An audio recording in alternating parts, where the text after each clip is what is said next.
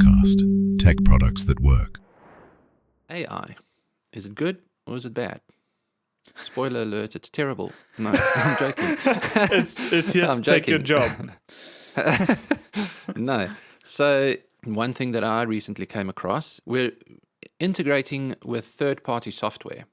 And the person that is the agent for the third-party software, I'm assuming it's either a small business or just a guy doing his own thing by himself. So quite cleverly, he set up a AI bot for himself.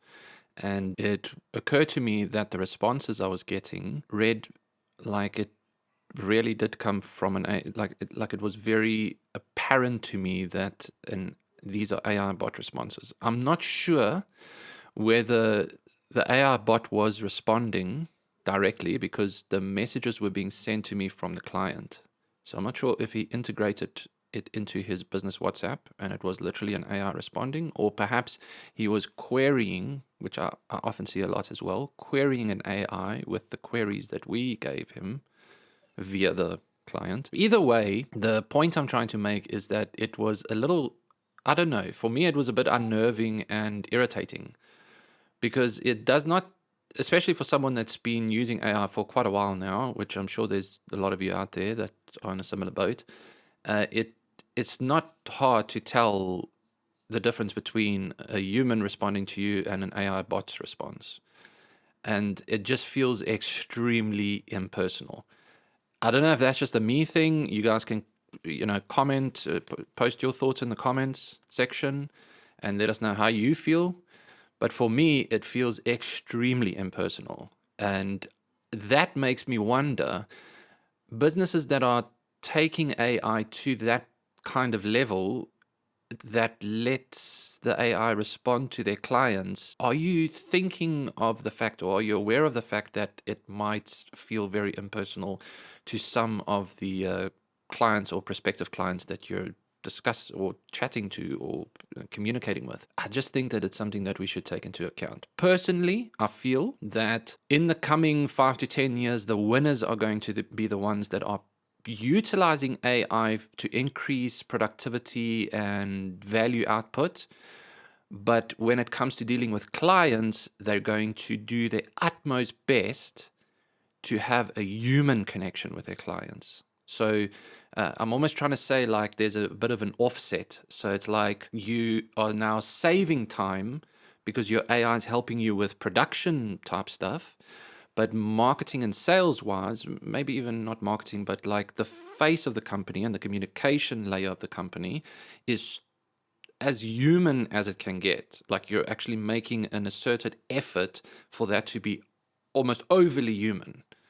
Think like those small e-commerce businesses that have a handwritten note in the parcel when you receive it. Think like that. Okay, that I think is going to be the winner. So if someone's reaching out to you and want to talk to you, it has to be human crafted, whether that's a chat app on your mobile app or on your website, or someone sent you an email, or you've got WhatsApp Business and you communicate there.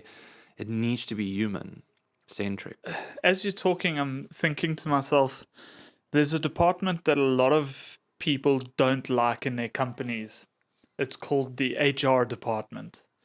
Now, that's obviously sort of larger businesses, but I'm just thinking ahead and I'm wondering, at some point, are we going to see HR departments, human relations? Are we going to see an increase of people who are getting hired specifically with a focus on human relationship building? But I'm just wondering if there's something in that where you're going to see this new kind of occupation arise where it's like, hey, we've got this whole automated beast running and there's AI agents doing all sorts of things, but we need a guy who can talk to people and who can build relationship with people. HR is generally internal affairs, right, for sure. companies. So it kind of put this image in my head of this dystopian future where you're trying to explain to a robot that you're just feeling a little queasy and you don't, you need, and your mother is in hospital and you're feeling queasy and you just don't really have what it takes right now to give the 8 hours that it's clocking on the, the productivity. We don't have like time clockers anymore. We've literally got productivity clockers on computers that are monitoring whether you're actually working or not, and cameras that are looking at you whether you're at your desk. And I know there's also this thing now where some of these grocery stores, the people at the till, there's a camera on them to see whether they're smiling at the customers and how they're talking to the customers and all of these things. Anyway, wow, I'm going down a deep hole here. And but I hadn't actually thought of that there's the internal side of it as well. I'm sort of more thinking of the external, the face of the company, the communication layer. But I think there's a good point to be made there that I think internally for staff retention, I would also say that the winners are going to be the ones that are focusing on the human touch and the human connection. Because at the end of the day, I think that's how we add value to things, things like me doing business with you, me paying you for a service, or me getting a product from you, or even me working for you, selling my time to you, right? We don't really add value the same way that I think the executives are going to try add value to the shareholders. We add value in terms of how do you treat me, like if I'm dating someone and we're getting engaged, or I want to think of getting engaged, and like a lot of it's going to be like, how do we treat each other? I think we just shouldn't lose sight of that, I guess. The larger point that I'm trying to drive home is AI is great if you're going to use it in ways that's going to add value in terms of speeding things up, refining things. I'm thinking more production layer, not so much communication layer. When you really start digging into the depths of the trenches when it comes to customer relations, you find that it's actually really difficult because it always comes down to one thing. The customer wants to speak to a person and wants to be understood. I don't know what else to say. Like, if you want good customer relations, let your customer speak to a good person, and that person needs to understand your customer. Done. And be invested in the relationship. For sure. Yeah, so there's something came to mind. There's like I don't know if it's an old saying or something that I just sort of have been bringing along with me over the years.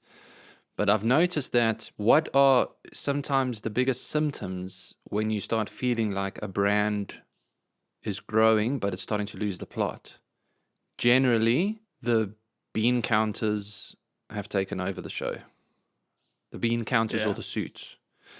And so that's a very dangerous thing, I would think, because I think if you are focusing more on the relationship with the customer or the client, then the good stuff's going to come from that.